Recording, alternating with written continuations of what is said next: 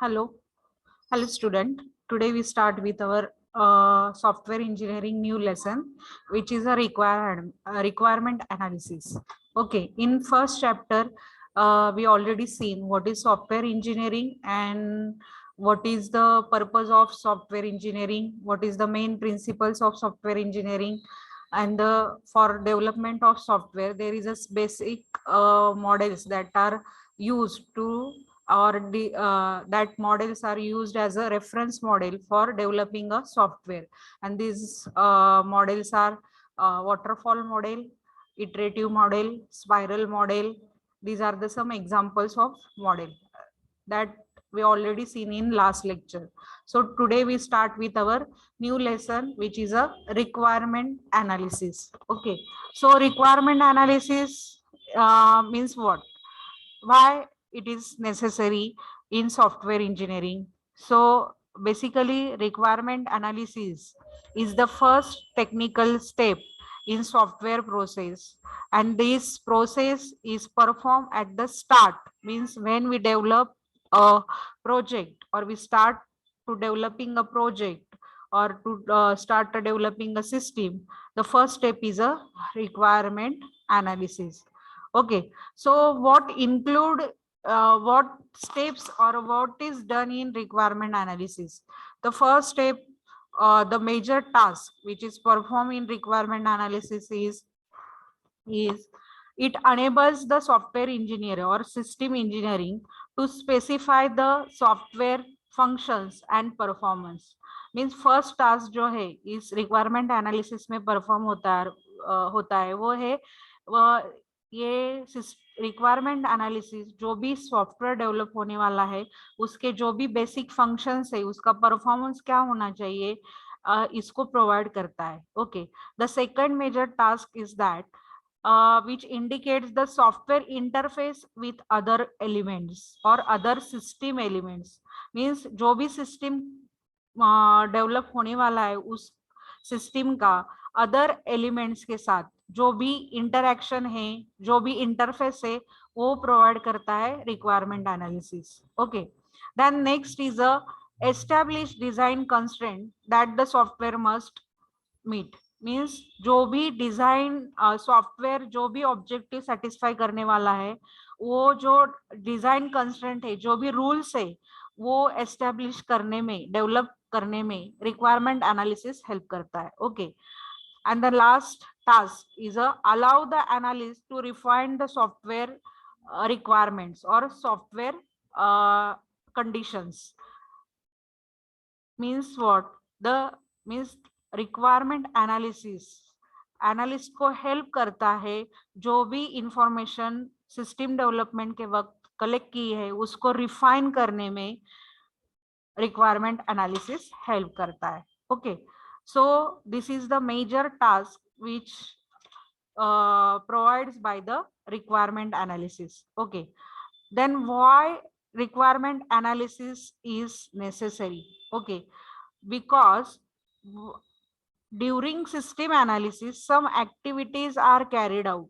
Okay, that activities is problem definition, design and implementation. जब भी हम सिस्टम डेवलप करते हैं तब उस सिस्टम में जो भी सिस्टम एनालिसिस होता है, ओके, उसमें what is the exact problem, how this what is the purpose to develop this system, what is the actual requirement of this system, what is the design for that particular system, what is the implementation way to develop that system. This is the basic activity which is performed at the time of system analysis or requirement analysis.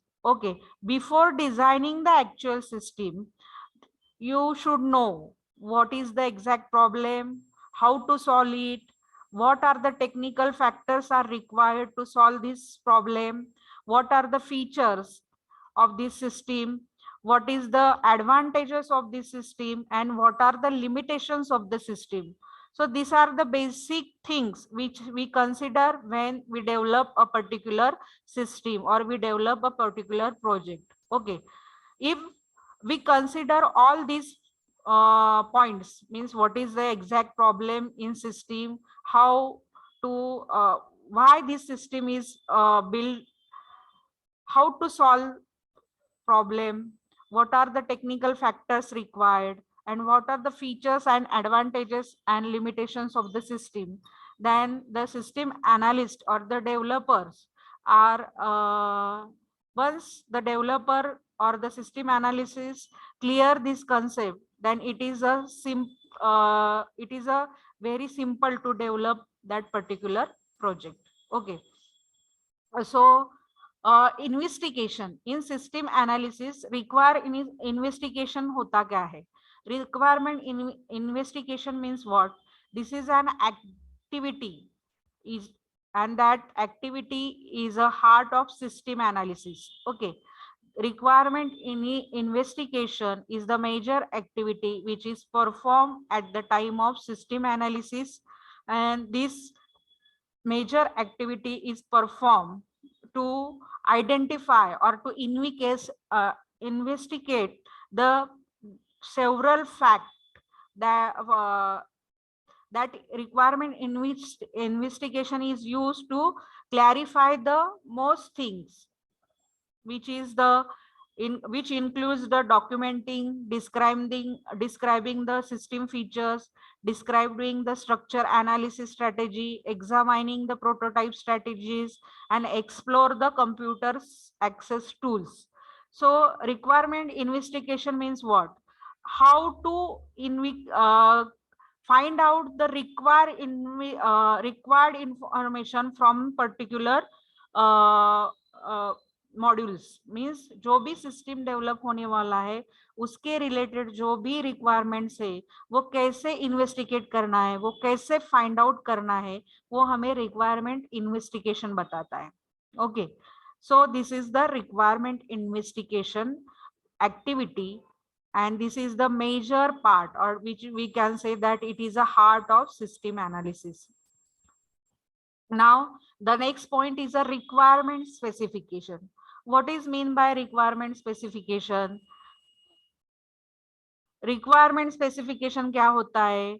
The data produced during fact finding investigation, means जो भी requirement investigation है उसमें जो भी data find किया है, जो भी डेटा कलेक्ट किया है, जो भी डेटा गैदर किया है, उसको एनालाइज करके डिटरमाइन करना रिक्वायरमेंट स्पेसिफिकेशन. मीन्स जो भी सिस्टम डेवलप होने वाला है, जो भी न्यू सिस्टम है, उसके जो भी फीचर्स है उस फीचर्स को स्पेसिफाई करना, उसको हम रिक्वायरमेंट स्पेसिफिकेशन बोलते हैं. ओके, ये जो रिक्वायरमेंट इन्वेस्टिगेशन है, रिक्वायरमेंट एनालिसिस का जो मेजर टास्क है, रिक्वायरमेंट इन्वेस्टिगेशन है, रिक्वायरमेंट स्पेसिफिकेशन है, ये जो मेजर टास्क है वो जो परफॉर्म करता है उसको हम सिस्टम एनालिस्ट बोलते हैं. क्या बोलते हैं? System analyst. System analyst is a person who performed or individuals who perform the system investigation and who may or may not be related to that person investigate the system. Okay, but that person may relate or may not be related to the computer programming. Okay, so this is the system analyst, which what works actually system analyst perform is the programmer which finds the facts that are about the existing information system, analyze the basic methods and procedure of the current information system, and determines the modification, redesigning and integration of new system. Means system analyst क्या करता है? जो भी currently information system है उसको analyse करता है, उसमें क्या फैक्ट्स है वो फाइंड आउट करता है, उस फैक्ट्स को एनालाइज करता है, मीन्स उस मेथड्स और प्रोसीजर को आइडेंटिफाई करके लेता है, उसमें एग्जैक्ट प्रॉब्लम क्या है वो आइडेंटिफाई करता है, और उसके बाद जो भी नया सिस्टम बनाने जा रहे हैं, डेवलप करने जा रहे हैं, उस सिस्टम में क्या क्या मॉडिफिकेशन करना है, क्या रीडिजाइनिंग करना है, विच पार्ट इंटीग्रेट करना है अदर पार्ट के साथ, ये सब जो डिजाइनिंग है, ये जो सब मॉडलिंग है, वो कौन करता है? सिस्टम एनालिस्ट करता है. Okay, so this is the major task perform by the system analyst. Okay, so clear what is requirement analysis? Requirement analysis means it require definition देखते हैं उसका. Requirement engineering is the branch of software engineering concerned with the real world goals for functions of and constraint on software system. Okay, means जो भी system develop करने जा रहे हैं, जो भी नया सिस्टम बनाने वाले, उसमें वो सिस्टम बनाने में उसमें प्रॉब्लम क्या है, वो प्रॉब्लम फाइंड आउट करना, उस प्रॉब्लम को कैसे सॉल्व करना है, उसका इवैल्यूएशन करना, उसके लिए जो भी नया सिस्टम बनाने वाले हैं उसका मॉडलिंग करना, और उस सब इंफॉर्मेशन को एक स्पेसिफिक फॉर्मेट में रिप्रेजेंट करना. ये सब एक्टिविटीज परफॉर्म होते हैं कहाँ पे? रिक्वायरमेंट एनालिसिस में. Okay okay okay, now the next point is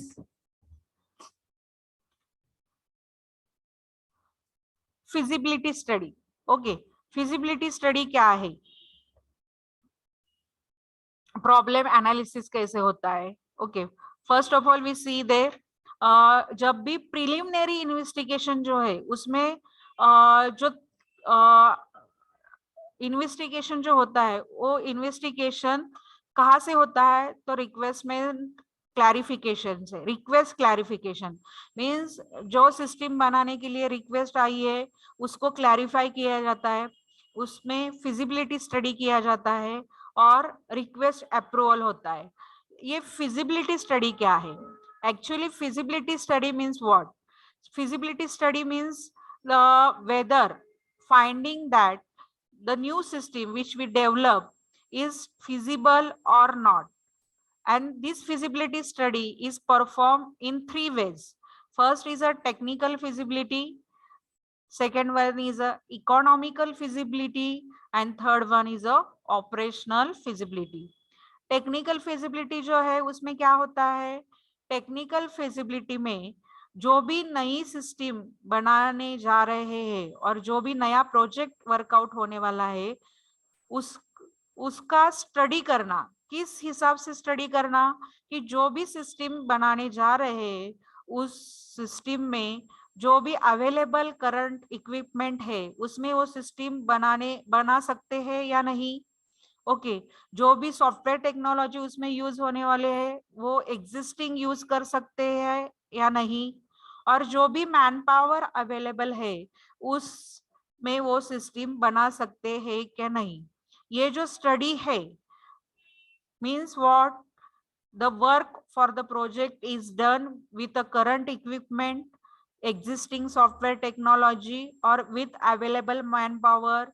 Is it possible to develop this project with available resources? If answer is yes, then the system is feasible. Feasible means of technical feasible means जो भी available resources है उसमें हम जो भी नया project बनाने जा रहे हैं वो बना सकते हैं, तो मीन्स वो सिस्टम टेक्निकली फिजिबल है. अगर उसके लिए हमें कुछ नया टेक्नोलॉजी की रिक्वायरमेंट है और नए टेक्नोलॉजी की रिक्वायरमेंट जो है वो अगर हम फुलफिल कर सकते हैं, what level we can develop means नए टेक्नोलॉजी के साथ भी हम जो सिस्टम है वो बना सकते हैं नहीं, उसका जो टोटल स्टडी है उसे हम टेक्निकल फिजिबिलिटी बोलते हैं. ओके, इन शॉर्ट मीन्स जो भी सिस्टम बना रहे हैं वो सिस्टम एग्जिस्टिंग मैन पावर और एग्जिस्टिंग रिसोर्स के साथ बना सकते हैं या नहीं, इसका जो स्टडी है उसको हम टेक्निकल फिजिबिलिटी स्टडी बोलते हैं. Then next one is a economical feasibility. Economical feasibility जो है वो इकोनॉमिकली मीन्स जो भी सिस्टम बना रहे हैं वो कॉस्ट इफेक्टिव और कॉस्ट एक्सेप्टेबल है या नहीं. मीन्स जो भी सिस्टम क्रिएट होंगी उससे कॉस्ट बेनिफिट होने वाला है या नहीं, इसका जो स्टडी है उसे हम इकोनॉमिकल फिजिबिलिटी स्टडी बोलते हैं। और लास्ट स्टडी जो है वो है operational feasibility. Once we develop a system, then what cost or what if it is developed and implemented, will there be a resistance from the user to the new system? Mean जो भी system बनाएगा, बनाने complete होने के बाद उसको अगर हम इम्प्लीमेंट करते हैं कस्टमर साइड पे, तो कस्टमर साइड में जो भी यूजर उस सिस्टम को हैंडल करेंगे वो मीन्स सिंपली उस सिस्टम को हैंडल कर सकते हैं या नहीं, इसका जो स्टडी है उसे हम ऑपरेशनल फिजिबिलिटी, मीन्स जो भी यूजर्स रहेंगे उस सिस्टम के, वो यूजर्स इजीली उस सिस्टम को अगर हैंडल कर सकते, इजीली उस सिस्टम को अगर मेंटेन कर सकते हैं, पर ऑपरेशन उस पर परफॉर्म कर सकते हैं, तो we can say that this system is operationally feasible. Okay, so basically this feasibility study is performed at the preliminary investigation level, means before starting developing the system we first studied the feasibility study. This is the first step. When we perform the preliminary investigation or requirement investigation, at that time system analyst also performs the feasibility study. In feasibility study, these three feasibilities are studied. Technically system is feasible or not, economically that system is feasible or not, operationally that system is feasible or not. All these feasibility study is performed at preliminary investigation level. Okay, so this is the feasibility study. Now the next preliminary investigation. Preliminary investigation में जो भी हम data collect करते हैं, तो data collection के time पे जो भी मेथड्स यूज करते हैं फॉर गैदरिंग द इंफॉर्मेशन, उस मेथड्स को हम फैक्ट फाइंडिंग टेक्निक्स और फैक्ट गैदरिंग टेक्निक भी बोल सकते हैं। ओके, सो जो फैक्ट गैदरिंग टेक्निक और फैक्ट फाइंडिंग टेक्निक है, उसमें फर्स्ट टेक्निक जो है वो है, first technique is a interviews. Okay, just a minute.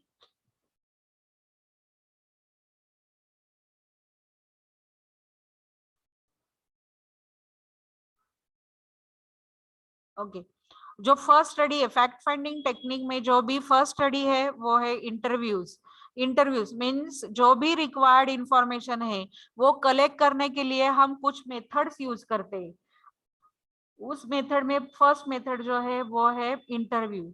Interview जो है उसमें क्या होता है कि एनालिस्ट जो है वो इंफॉर्मेशन कलेक्ट करता है from use collect the information from interviews of individual और फ्रॉम ग्रुप्स, म्हणजे ग्रुप्स किंवा इंडिविजुअल्स के इंटरव्यूज कैरी करके एनालिस्ट इंफॉर्मेशन कलेक्ट कर सकता है।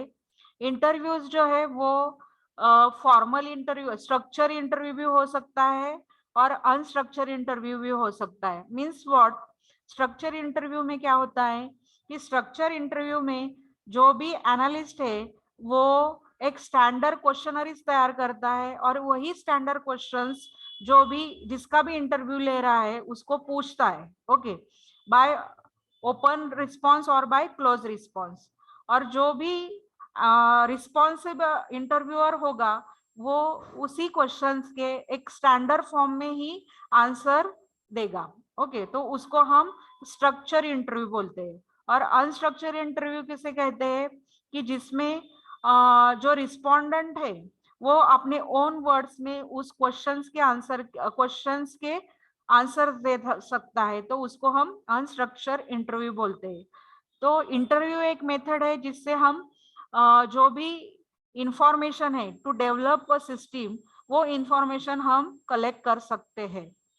Next method is used for finding information or finding a fact is a questionnaires. In questionnaires this questionnaire allows the analyst to collect information about various aspects of the system from a large number of persons. Means हम ये जो system analyst है, जो system का पूरा analysis करने वाला है, उसको डिजाइन करने वाला है, उसके लिए जो भी रिक्वायरमेंट गैदरिंग रहेगा, जो भी फैक्ट फाइंडिंग टेक्निक रहेगा, वो सिस्टम एनालिस्ट कैरी करेगा. ओके तो वो सिस्टम एनालिस्ट क्या करता है, क्वेश्चनरीज का यूज करके. मींस होता क्या है क्वेश्चनरीज, वो स्टैंडर्ड क्वेश्चंस का एक फॉर्मेट बनाता है, वही फॉर्मेट वो ग्रुप ऑफ पीपल को फॉरवर्ड करता है और उस क्वेश्चंस को वो ग्रुप ऑफ पीपल में फॉरवर्ड करके उस क्वेश्चन पर वो रिप्लाई लेता है वो ग्रुप ऑफ पीपल से. ओके और उस क्वेश्चंस के इस पे वो आइडेंटिफाई करता है कि weather which is allowed or which information is required for solving or which information is required for developing this system and which is not. Okay so majorly questionnaires is a one of technique to find the facts or to find the information. Okay now the next technique is a record inspection. In record inspection, system analyst can view the records or reports of existing system, or just it can view the reports and records to analyze or to collect the information. Means जो भी existing system है जिसको हम computerise बना रहे हैं, उस system के जो भी एग्जिस्टिंग रिकॉर्ड्स, रिपोर्ट्स और जो भी डॉक्यूमेंटेशन रहेगा, उस डॉक्यूमेंटेशन का रिव्यू करके analyst, system analyst information examine कर सकता है. Okay so this is the next method और technique which is used for collecting the information. Then last technique is a observation. Observation technique जो है वो एक मोस्ट पावरफुल टेक्निक है जिससे एनालिस्ट जो है वो रिक्वायर्ड इंफॉर्मेशन जो है वो फाइंड कर सकता है bye watching or by getting information which cannot be obtained by any other, by observation, just observing how this system is carried out. Means जो भी सिस्टम हम कंप्यूटराइज बनाने जा रहे हैं, मीन जो भी सिस्टम एनालिस्ट कंप्यूटर सिस्टम जो भी सिस्टम कंप्यूटराइज करने वाला है, उसमें वो सिस्टम जो एग्जिस्टिंग सिस्टम है वो किस वे से कैरी होती है, उसको ऑब्जर्व करके वो ऑब्जर्वेशन से भी जो भी इंफॉर्मेशन है वो कलेक्ट कर सकता है.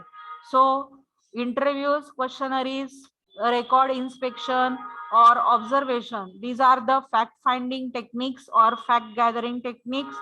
These techniques use करके जो भी एनालिस्ट है वो इन्वेस्टिगेट मीन्स इंफॉर्मेशन गैदर कर सकता है, रिक्वायरमेंट गैदर कर सकता है.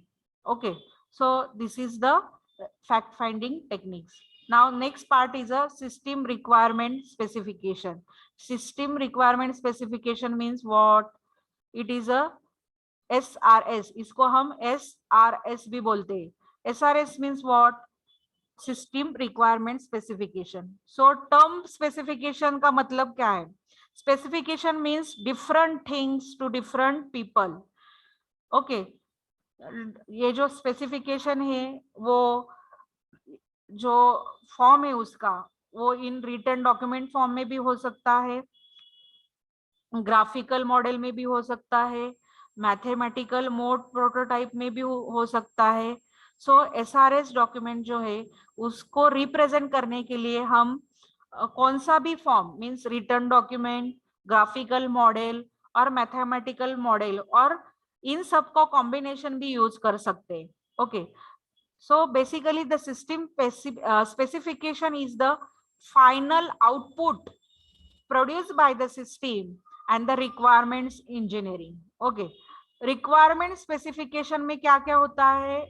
the means system specification क्या होता है कि जो भी सिस्टम है उसका फाइनल आउटपुट क्या रहेगा, or what requirements are, or what actions, what actual operations are performed to produce this output. All this information is included in SRS, system requirement specification में all these activities mention होता है. Okay, so basically SRS जो होता है उसमें दो parts की information detail में होती है. एक means information description and second one is a behavioural description.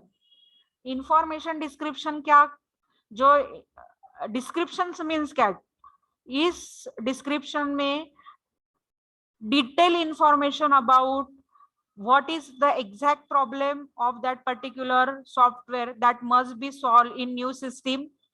Okay, what is the content of new system, what is the information content in new system, what is the relationship between systems, then what is the flow and structure of that system, what is the hardware, software and human interfaces with that particular system.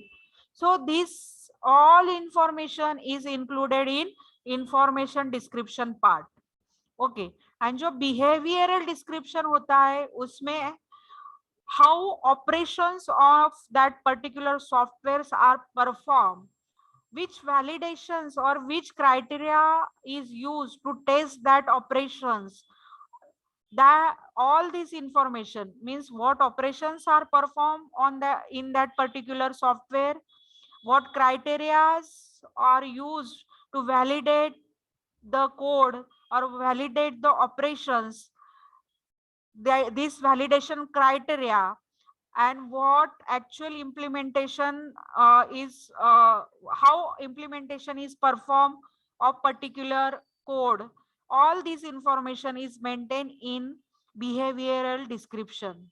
So basically SRS, system requirement specification, mainly include this information, which is a information description and behavioral description. So there is a format of SRS which include or which describes the overall system requirement. Okay, look at here, just a minute.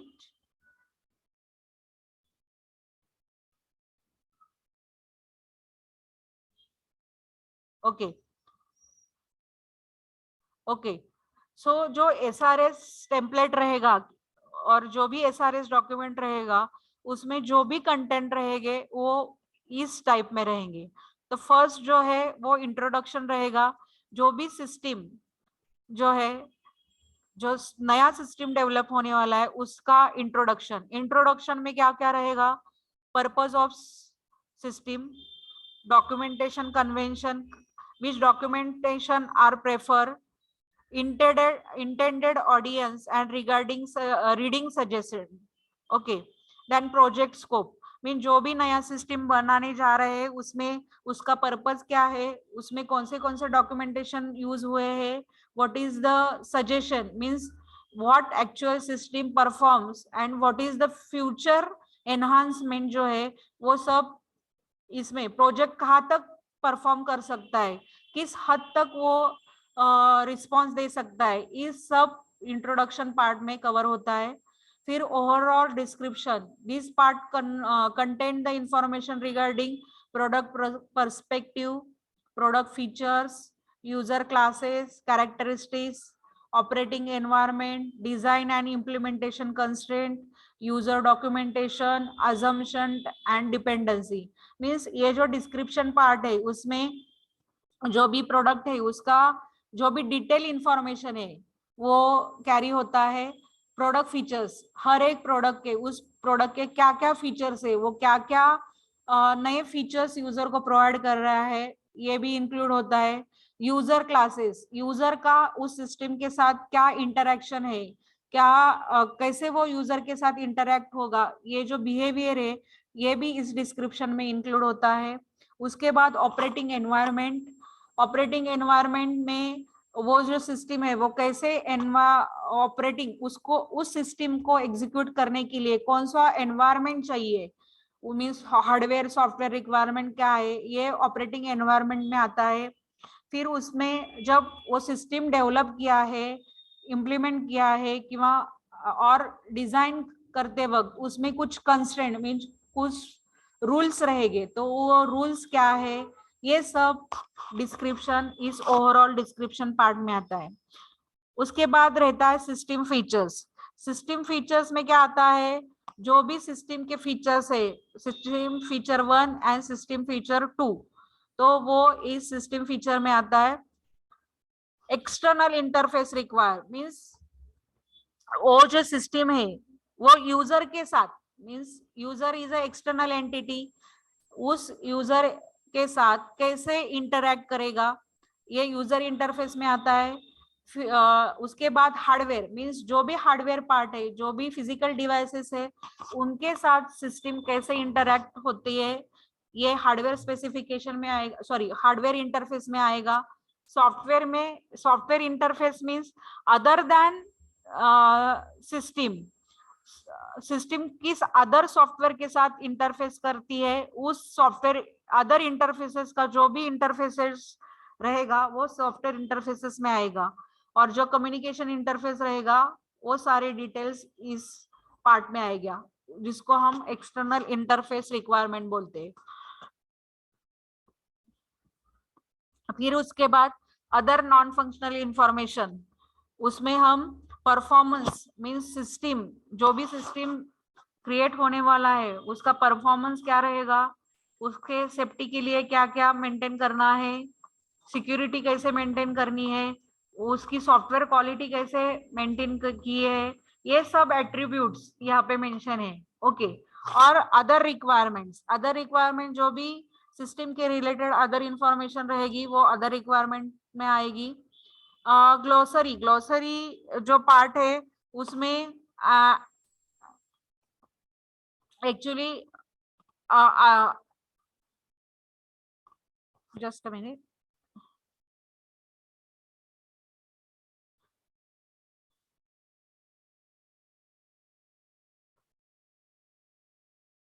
Okay, जो last part रहता है glossary, analysis model and issue list, which includes the bibliography and appendix. The appendix and bibliography contain the references to the all documents that relate to the software. Means जो भी references that is used to develop the software, और जो software के साथ related documents है उसका जो भी रेफरेंस है वो इसमें आता है। ओके, ए बी सी में।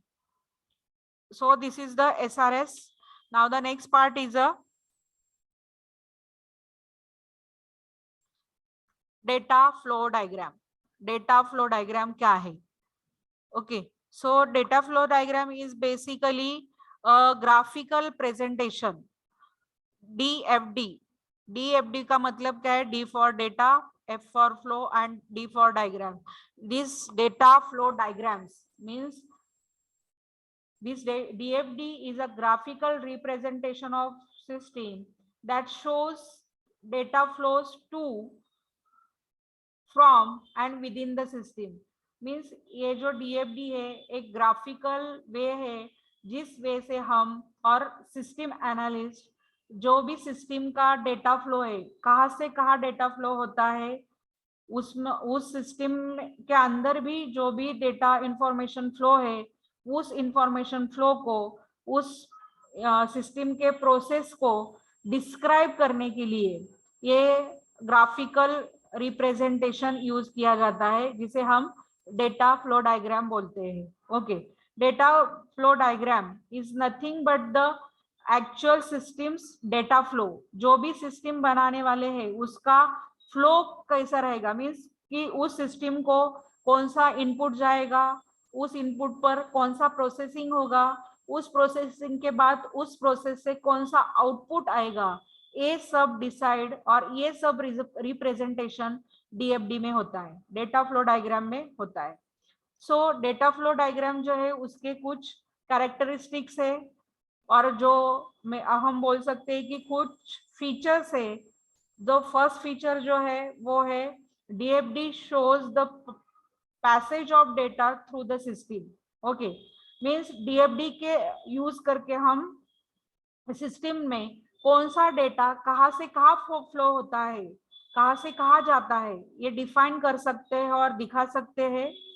डेटा फ्लो डायग्राम जो है वो टॉप डाउन अप्रोच है, मीन्स वो प्रॉपरली हर एक यूनिट को सेपरेटली डिस्क्राइब करता है, जिससे हर एक स्टेक होल्डर्स मीन्स उस सिस्टम के साथ रिलेटेड जो भी पर्सन है, जो भी एलिमेंट्स है, वो उसको क्लियरली समझ सकता है। ओके, सो डीएफडी जो है वो फोकस करता है on the process that performs incoming data flows, the process that performs this information as well as the use of data, means इस डेटा फ्लो डायग्राम का यूज करके हम पूरे सिस्टम को डायग्रामेटिकली रिप्रेजेंट कर सकते हैं। ओके, तो इस डेटा फ्लो डायग्राम में कुछ सिंबल्स यूज किए जाते हैं जिसका यूज करके हम डायग्रामेटिकली वो जो सिस्टम है उसको रिप्रेजेंट कर सकते हैं। तो जो फर्स्ट सिंबल है वो जो है उसको बोलते हैं external entities. Okay, external entities जो है आर द सोर्स और destination of transaction. these entities are located outside or located outside the domain considered in the data flow diagram. External entities are indicated as a squares, means external entity जो है वो system के बाहर होते हैं। Okay, और वो system को क्या इनपुट और क्या डेटा प्रोवाइड करते हैं ये दिखाने के लिए हम एक्सटर्नल एंटिटीज यूज करते हैं। एक्सटर्नल एंटिटीज को रिप्रेजेंट करने के लिए हम स्क्वायर्स और रेक्टेंगल यूज करते हैं। Look at here this symbol, this symbol is used to represent the external entities. Okay, external entities are the objects outside the system with which the system communicates, means system के साथ वो external entity क्या होती है, communicate होती है। Okay, external entities are the source and destination of the system's input and output, means जो भी प्रोसेस है, जो भी सिस्टम है, उसको इनपुट जहां से मिलता है वो उसको हम एक्सटर्नल एंटिटी बोलते हैं, और सिस्टम का आउटपुट जिससे जाता है उसे भी हम एक्सटर्नल एंटिटी बोल सकते हैं। सो एक्सटर्नल एंटिटी ड्रॉ करने के लिए जो भी नोटेशन और जो भी सिंबल यूज किया जाता है उसको इस तरीके से रिप्रेजेंट किया जाता है, लाइक दिस वे। इस एक्सटर्नल स्क्वायर का यूज करके भी कर सकते हैं और रेक्टेंगल का यूज करके भी आप एक्सटर्नल एंटिटी को रिप्रेजेंट कर सकते हैं। Now the next notation is a process notation, and process notation describes how input data is converted into output data. Means process किसे बोलते हैं हम, कि प्रोसेस कुछ इनपुट लेता है, उस इनपुट पर कुछ प्रोसेसिंग करके कुछ एक्शन परफॉर्म करके उस इनपुट को आउटपुट में कन्वर्ट करता है। ओके, सो जो प्रोसेस है उसको रिप्रेजेंट करने के लिए जो भी नोटेशन यूज करते हैं उसे हम सर्कल बोलते हैं। Look at here, this circle contain the process. Process means जो भी उस प्रोसेस का नाम रहेगा उस इस सर्कल के अंदर उस प्रोसेस का नाम आएगा। सो प्रोसेस रिप्रेजेंट करने के लिए हम ये सर्कल यूज करते हैं। Again I repeat, a process transform incoming data flow into outgoing data flow. Process किसे बोलते हैं, जो कुछ इनपुट लेता है उसको प्रोसेस करता है और कुछ आउटपुट प्रोड्यूस करता है। उस पर्टिकुलर एक्शन को रिप्रेजेंट करने के लिए उस प्रोसेस को रिप्रेजेंट करने के लिए ये जो सर्कल सिंबल है उसका यूज होता है। ओके, और जो भी डेटा और जो भी फ्लो मींस कहां से कौन सा डेटा पास हो रहा है वो डेटा दिखाने के लिए, वो डेटा डायरेक्शन दिखाने के लिए ये डेटा फ्लो यूज होते हैं। Okay, so data flow notations are used to describes और draw the information which is flow from which part to which another part. Okay, so arrow lines, solid arrow lines are used to represent the data flow notation. Okay, and data store means अगर कुछ भी data file में store होता है, database में store होता है, तो data store notation means data data repository और repository of the data in the system दिखाने के लिए ये डेटा स्टोर नोटेशन यूज होता है। ओके, तो बेसिकली डेटा फ्लो डायग्राम में जो भी नोटेशन यूज होते हैं उसको पहला नोटेशन है external entity, that external entity is outside the system and which is a source and destination to the input and output. Okay, then data flows. Data means process, external entities and data stores के बीच में जो भी data कहाँ से कौन सा data pass होता है ये दिखाने के लिए डेटा फ्लो सिंबल्स यूज होते हैं। Data stores are used to store the data, okay, and that data store is indicated by using, or this symbol is indicated by using two parallel lines. Two parallel lines notation are used to represent the data store. Okay, so here is the one example of data flow diagram. Okay,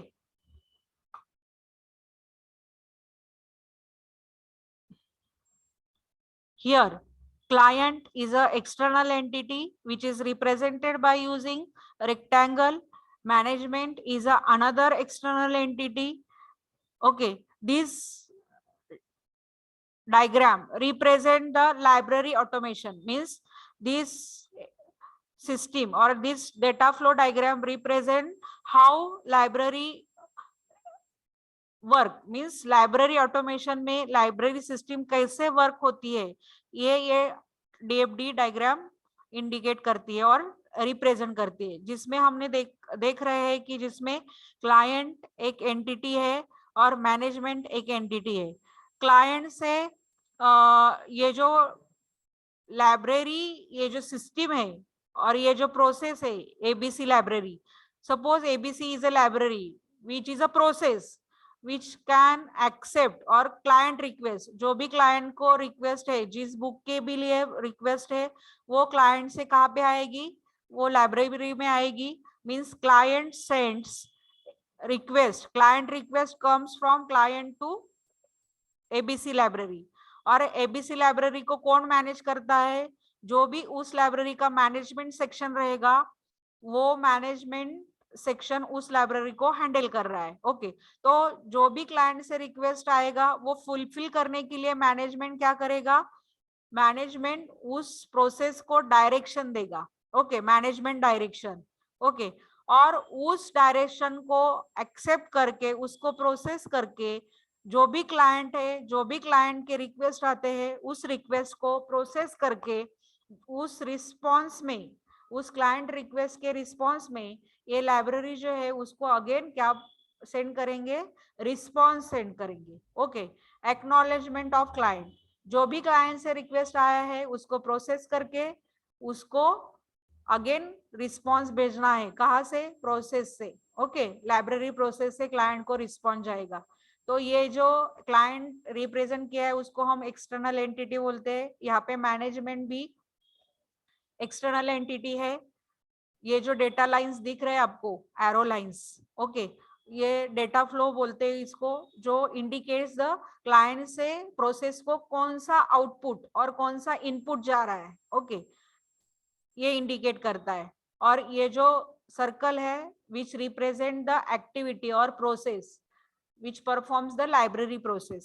Okay, so this is the example of DFD, data flow diagram. Okay, clear?